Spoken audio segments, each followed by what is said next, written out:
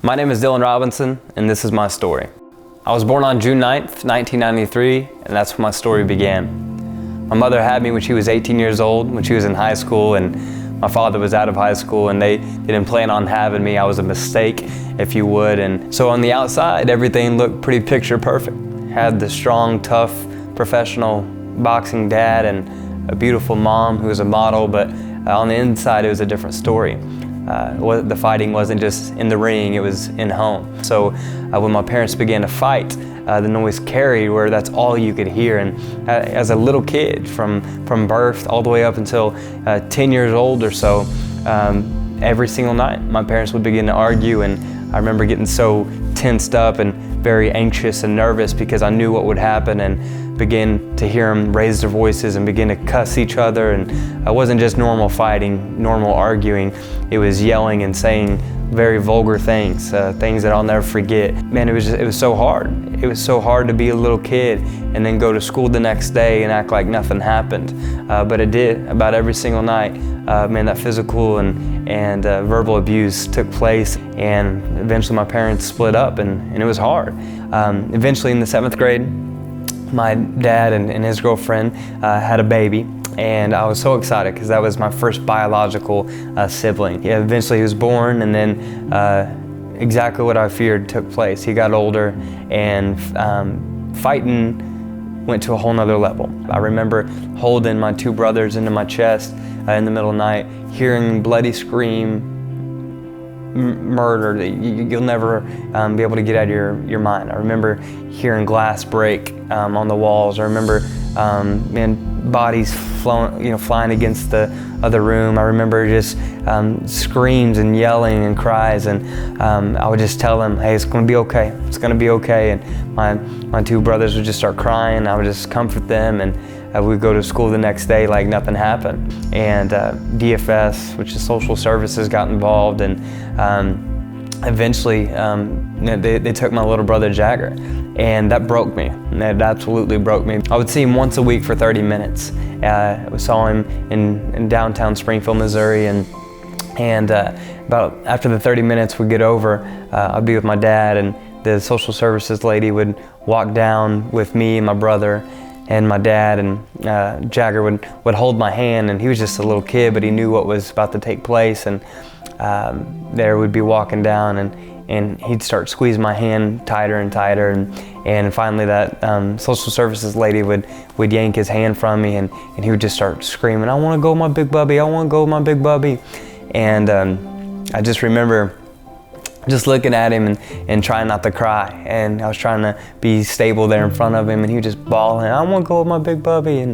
And I'd just say, buddy, I'll see you next week, okay? I'll see you next week. And I wouldn't let him see me cry, and then I'd get in the car and I'd just break down, because that was my brother. Man, I was there for him, and I was so mad at my dad. I was so mad at his girlfriend, and it wasn't fair that everything was taking place. It wasn't fair that all this was happening, but it was a reality that I lived in. And once again, I would go to school the next day and pretend like everything was normal.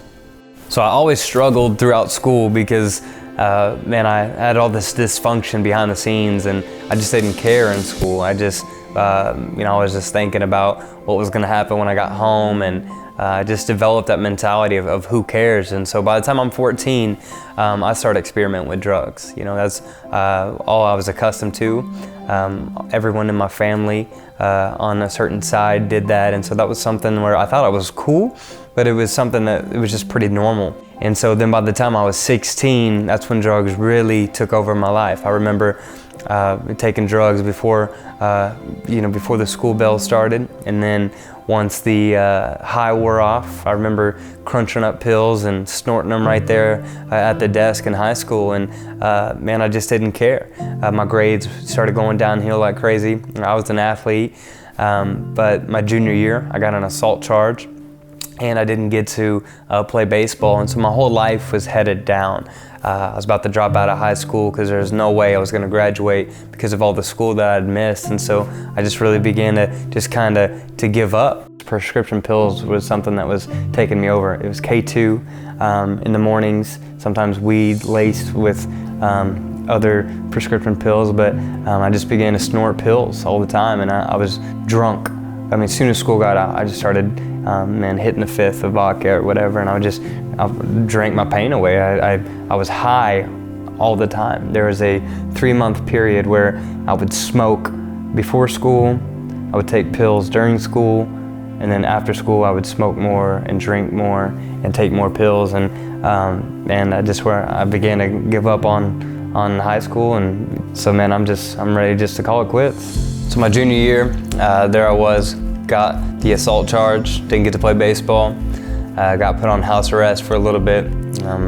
Hadn't been sober in 3 months. I didn't know where my life was going, didn't even care, didn't think about my future. I didn't care. But there was one particular night, I was at a basketball game, and I was sitting next to my friend, and all of a sudden, man, I just thought, like, where am I gonna go after school? Am I gonna be able to graduate high school? But the thing that really hit home was my little brother, Jagger. I thought he has absolutely no one to look up to. I thought for the very first time, what if I could be that change? I go to his house that night. Nobody had ever seen me cry. My friends hadn't seen me cry or anything like that. I never showed any emotion. But man, I just began to weep. And I looked at my friend, I said, nobody's ever gonna make me do anything I don't want to do. I need something different. And I said, my little brother needs something different. I said, right now I know where I'm headed. I don't know if I'm gonna make it very much longer. I said, I'm gonna either die, I'm gonna be in jail or prison, or I'll be on the street. And what if I could be different? And I said, how can I be different from my brother?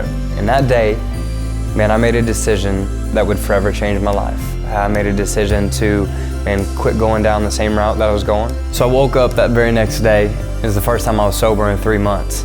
And I knew at that point in time that I had a choice to make. Would I go back to what I was doing for so many years, what my family had done for so many years? Would I begin to change my family tree, change the DNA of my family, change the trajectory of my life, but also those after me?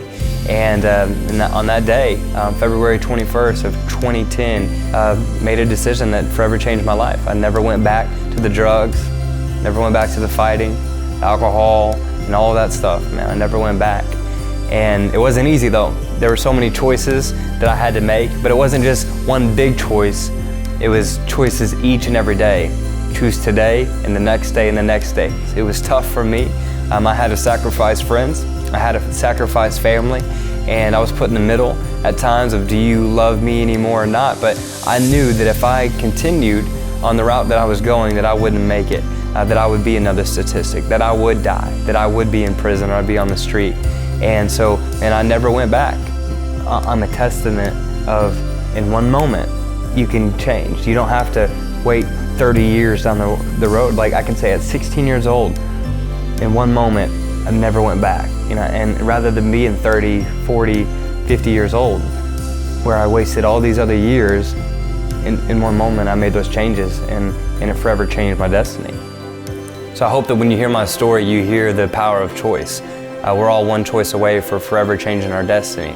And that choice that I made that day on February 21st of 2010 forever changed my life, and it forever changed other people's lives in my family and around my life. This is my story, how one choice forever changed my life.